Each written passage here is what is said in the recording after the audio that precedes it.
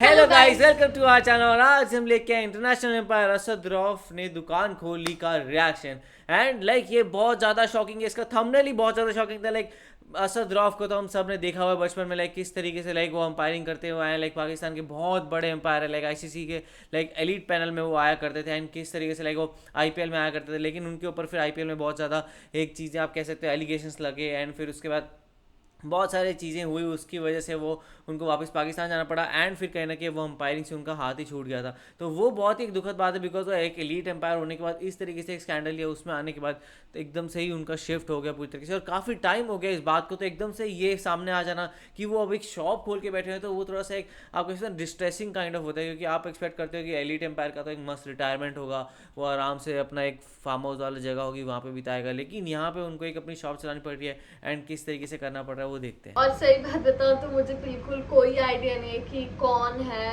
मेरे को इवन अभी मैंने टाइटल पढ़ा तब जाके मुझे पता लगा कि अंपायर, और जो पार्थ ने बोला तब जाके मुझे पता लगा कि बेसिकली उनका क्या था। और मैंने ना ही इनका नाम सुना है, ना इनको देखा है, ना कुछ।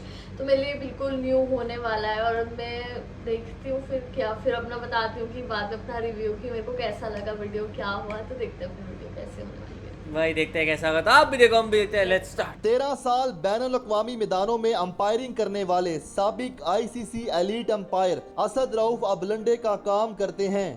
शूज। इनसे मुंसलिक दो बड़े स्कैंडल्स की हकीकत क्या है? बैक साइड पे मेरी शॉप थी और मैं घर पे भी करता रहा हूँ, मगर ये 35 साल से मैं काम कर रहा हूँ। पुलिस को भी तो जज को जवाब देना है, जी हम इसका नाम लेके आए, अब इसके खिलाफ कोई प्रूफ या एविडेंस तो लेके आए। मुझ पे कोई करप्शन साबित तो नहीं कर सका।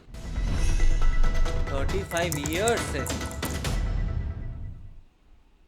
अस्सलाम वालेकुम। उर्दू पॉइंट में खुशामदीद। मैं हूं आपका मेज़बान उस्मान भट्ट। नाज़रीन, इस वक्त हमारे साथ आईसीसी एलीट पैनल के अंपायर असद रऊफ साहब मौजूद हैं, जो कि एक लंबे अरसे तक क्रिकेट पर छाए रहे। दुनिया क्रिकेट पर इनका नाम रहा और अचानक से फिर ये गायब और अब सामने आ चुके हैं। काफी और अच्छे अब जो अंपायर हैं। सोशल मीडिया पर ये ट्रेंडिंग कर रहे हैं इस तरह से कि इनकी लंडा बाजार में एक शॉप है जो जिसके बारे में ये कह चुके हैं कि 35 साल पुरानी है, ये आज की नहीं 35 है। years। लेकिन इनसे जानते हैं कि इनके अंदर कैसा करिश्मा है कि एकदम से ये दोबारा सोशल मीडिया पे हैं और इस वक्त ये ट्रेंडिंग में चल रहे हैं। तो इनका जो करियर है उसके बारे में जानते हैं, जो इनके साथ क्लैशेस हुए थे उसके बारे में भी इनसे पूछते हैं। अस्सलाम वालेकुम। वालेकुम सलाम जनाब भट्ट साहब, कैसे हैं आप? सर मैं ठीक ठाक। सर ये बताइएगा कि आपने बताया था कि आप 35 साल से ये चला रहे हैं यहाँ पर लंडा बाज़ार में शॉप। तो ये बताएं कि ये जो प्लाजा है ये 5 साल पुराना है। इससे पहले मैं बैक साइड पे मेरी शॉप थी और मैं घर पे भी करता रहा हूँ, मगर ये 35 साल से मैं काम कर रहा हूँ।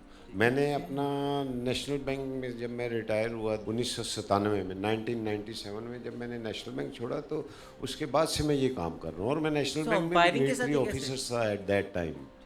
तो ये बताएं कि आपने बताया था आप डीएचए में रहते हैं, आपके बेटा बाहर पढ़ता है।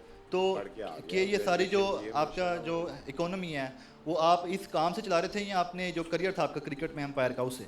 नहीं, अंपायरिंग से मेरी अर्निंग बहुत कंफर्टेबल थी। आईसीसी मुझे बहुत अच्छा पैसा देती थी और उसके अलावा जो टूर्नामेंट हम ड्यूरिंग द ईयर कराते थे, लाइक आईपीएल करवा दिया और वर्ल्ड कप आ गया, कोई T20 वर्ल्ड कप आ गया, और इन इवेंट के लिए हमारा अलहदा पैसा होता था जो तकरीबन $50,000 पर टूर्नामेंट होता था। क्रिकेट करियर के दौरान ये बताएं कि किस क्रिकेटर के साथ आपकी बनती नहीं थी या कोई आपसे आके उलझता था कि आपने फैसला मेरे खिलाफ क्यों दिया, इस तरह कोई है था?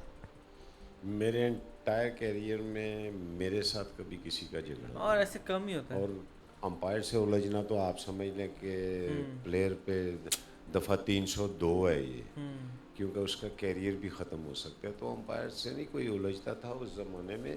और जब हमने अंपायरिंग शुरू की है, कानून बड़े सख्त हो गए थे। अंपायर का फैसला तो ऐसा है कि आपको गलत भी है तो आपको क्रीज छोड़नी है। आपने क्रिकेट खेलना शुरू की, फिर आपने छोड़ दी, फिर आप अंपायरिंग में आए तो अनफॉर्चुनेटली आपके साथ एक इंसिडेंट हो गया, फिक्सिंग का आप पे इल्ज़ाम लगा, एक्यूज़ लगा और आपको बैन कर दिया गया। फिर ये बताएं कि आपकी ज़िंदगी में चल क्या रहा था, आप क्या करना चाह रहे थे, फिर आप क्या करने गए और वहाँ से भी आपको जाना पड़ा?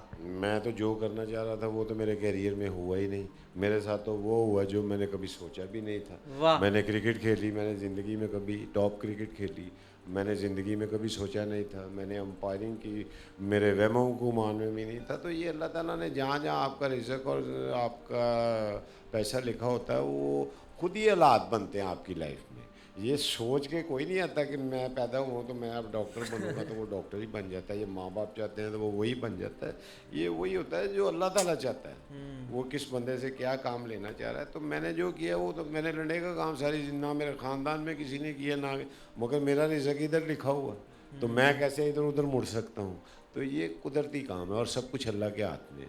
इंडिया में जाके आप पर 2 एक्यूज़ लगे थे, एक जो फिक्सिंग का उसके बारे में कुछ क्लियर कर दें, और दूसरा जो आप पे आईपीएल में जो इल्ज़ाम लगा। बीसीसीआई की वेबसाइट पे जाएं, आपको पता चल जाएगा, देखा होगा तो वो डिफरेंट चार्जेस थे, मगर मुझ पे कोई करप्शन साबित तो नहीं कर सका। आपने कहा था कि पुलिस वालों ने आपको भागने का रास्ता दिया, मतलब जाने का रास्ता दिया था पाकिस्तान, आपको रोका नहीं। पुलिस ने, मैं चार्जशीट में मेरा टेलीफोनिक रबते की वजह से नाम तो दे दिया, अब पुलिस को भी तो जज को जवाब देना है, जी हम इसका नाम लेके आए, अब इसके खिलाफ कोई प्रूफ या एविडेंस तो लेके आए।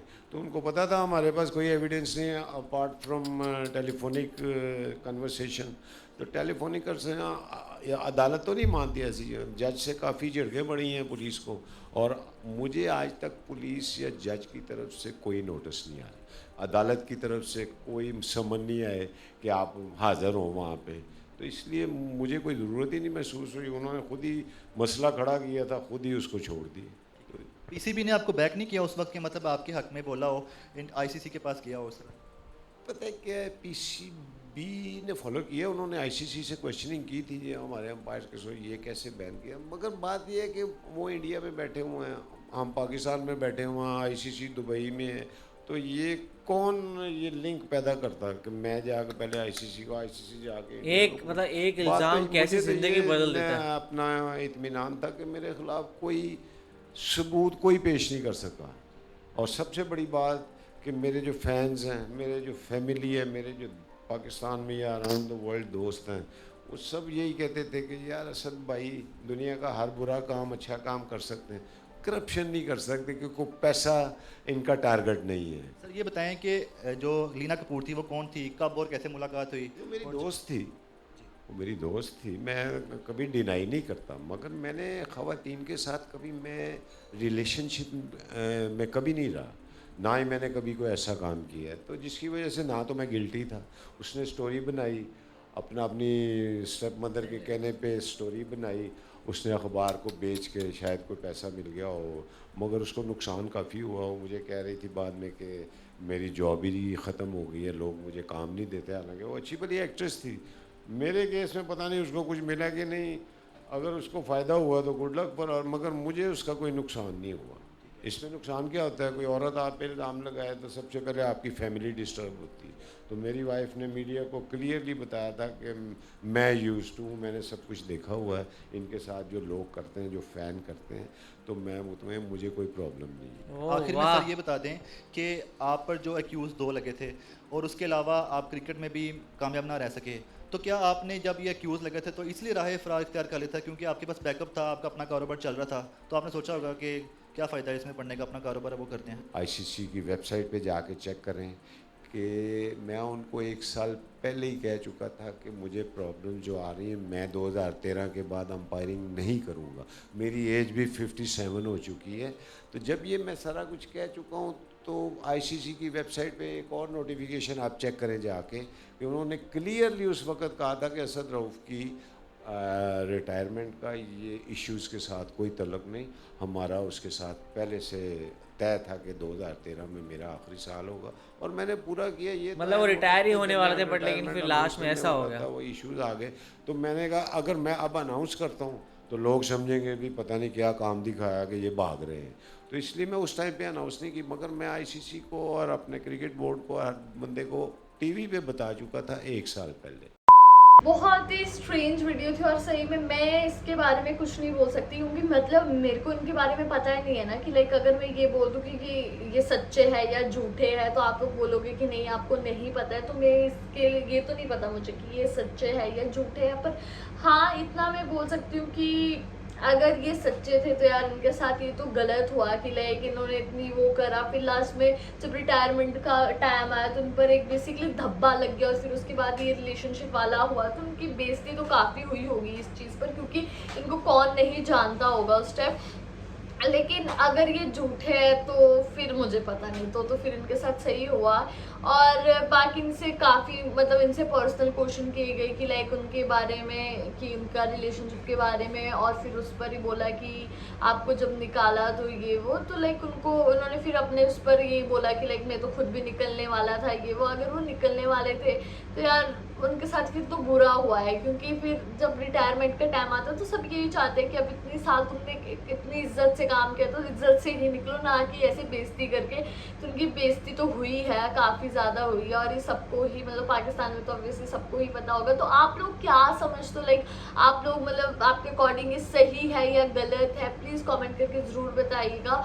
और जहाँ तक मुझे लगता है, मुझे तो इनकी बातों को सुनकर यही लगा कि ये सही है। और साथ में मेनली ये है कि लाइक इनको हमने देखा हुआ एम्पायरिंग करते हुए, तो लाइक ये बहुत ही पुराने और मजे में एम्पायर थे। एंड लाइक इनका बहुत अच्छा रिलेशन भी था सब प्लेयर्स के साथ, लाइक किस तरीके से ऑन फील्ड पे बात करते थे।